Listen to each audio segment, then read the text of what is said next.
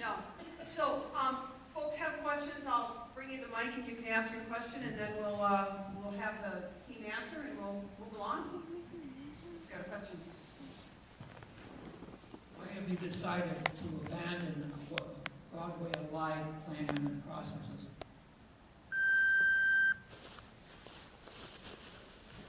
Broadway Alive plan was instituted, what, 8 years ago? 9 years ago? Okay. My idea is to build a vision, and in order to actually change the trajectory of the community, that vision has to be big enough. And I always question whether the Broadway Alive plan and its vision was broad enough and inclusive enough. Oftentimes, when these types of studies are done, it's done in conjunction with planning staff and neighborhood groups, and that's great. We love to have it. Again, I know the process. I've been your neighbor and partner for 20 years.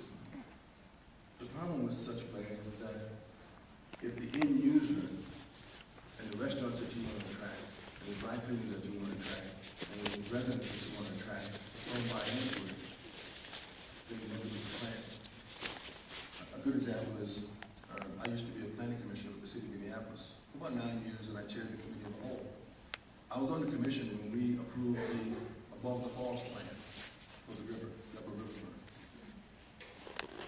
Just last year, they redid that whole plan. You know why? Nothing happened. The only thing that happened with that plan, as great a plan as it was, there was much energy we put into it, the only thing that happened was what we did on the river. Except for a couple of parks. Some business changes that happened, business that turned over. But nothing happened. My charge is to make something happen.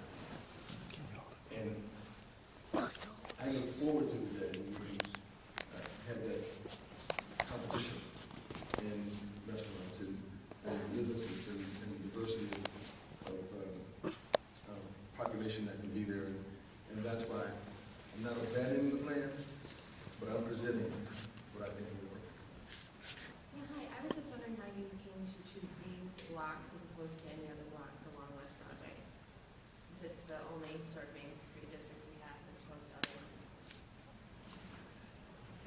Because it's across from my restaurant. Yeah, I did explore that and I looked at that, and what was important to me was context and connections. And one of the greatest neighborhoods, I think, in Minneapolis is the old Island neighborhood. Doesn't get credit, doesn't, there's great people there, great investments there, and to be adjacent to the old Island neighborhood, to me, is a selling point when I talk to the population that would want to move to Minneapolis and can afford to pay luxury housing rents. That's an important connection.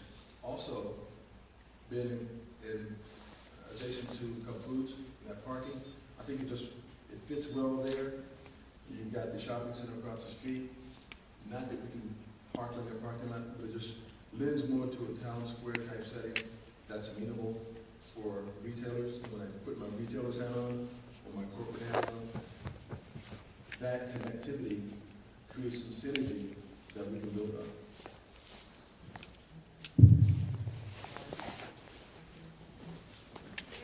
I have 3 questions for you. Apologize for being late. Have you done the environmental study and what they are around the residents? And number 2, is this a move toward additional gentrification of the area? And do you have any retail commitments?